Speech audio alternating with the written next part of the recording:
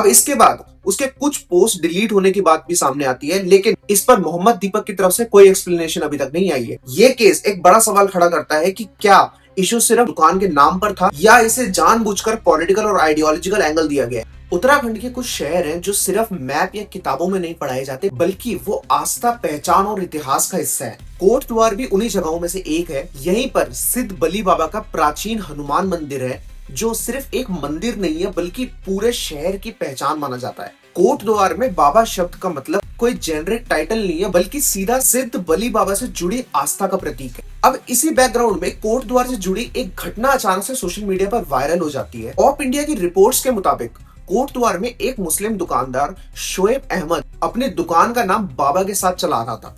इसी पर बजरंग दल के कुछ कार्यकर्ताओं ने आपत्ति जताई और वायरल वीडियोस में ये बात क्लियरली दिखाई देती है कि शुरुआत में बातचीत शांत और नॉन वायलेंट थी। उनका सिर्फ इतना कहना था कि अगर दुकानदार सिद्ध बली बाबा में आस्था नहीं रखता तो कमर्शियल फायदे के लिए बाबा शब्द का नाम यूज क्यों करना है।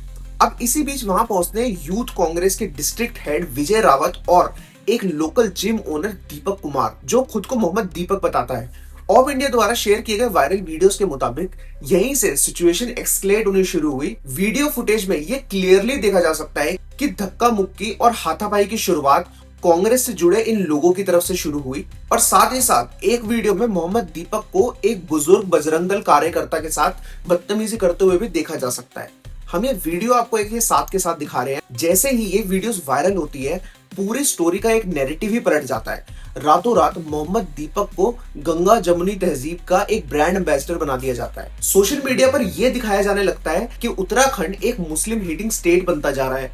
राहुल गांधी इस मुद्दे पर तुरंत रिएक्ट करते हैं और आरएसएस और समाज में जहर घोलने का आरोप लगाते हैं। एक्स सीएम हरीश रावत भी इस इशू में कूद पड़ते हैं और मोहम्मद दीपक को उत्तराखंड का दीपक और न्याय की रोशनी बताने लगते हैं। अब यहाँ कुछ इंपॉर्टेंट सवाल है। सवाल ये उठते हैं कि मोहम्मद दीपक कौन है। ऑफ इंडिया की डिटेल रिपोर्ट के अकॉर्डिंग मोहम्मद दीपक कोटद्वार में एक हेल्थ जिम नाम का एक जिम चलाते हैं और यूथ कांग्रेस लीडर विजय रावत के काफी क्लोज बताए जाते हैं। उनके फेसबुक अकाउंट पर कांग्रेस के कई बड़े नेताओं के साथ उनकी फोटोज मौजूद है।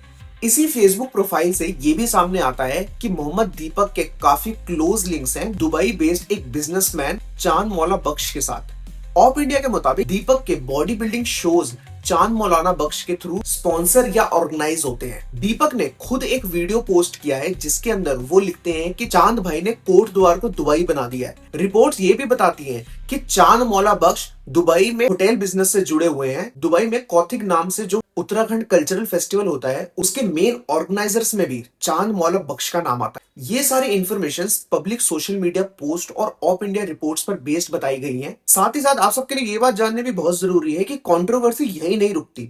मोहम्मद दीपक की एक फेसबुक पोस्ट इसी बीच वायरल हो जाती है जिसमें वो पहलगाम अटैक के टेररिस्ट को मुस्लिम टेररिस्ट कहने वालों को गाली देते हुए दिखते हैं। कई सारे मीडिया आउटलेट्स के मुताबिक ये पोस्ट के कमेंट सेक्शन में उनकी एक लाइन पर मैसिव आउटरीच होता है जिसके अंदर वो बोलते हैं, अगर हिंदू मर्दों की पैंट उतरवाई गई तो औरतों का क्या। इसके बाद उसके कुछ पोस्ट डिलीट होने की बात भी सामने आती है, लेकिन इस पर मोहम्मद दीपक की तरफ से कोई एक्सप्लेनेशन अभी तक नहीं आई है। ये केस एक बड़ा सवाल खड़ा करता है कि क्या इशू सिर्फ दुकान के नाम पर था या इसे जानबूझकर पॉलिटिकल और आइडियोलॉजिकल एंगल दिया गया है। और सबसे इंपॉर्टेंट बात यह है कि क्या ग्राउंड रियलिटी से ज्यादा वायरल परसेप्शन को पुश किया जा रहा है। आपका इस बात पे क्या कहना है कमेंट सेक्शन में जरूर बताएं और फॉलो कर ले मेक अपडेट्स को।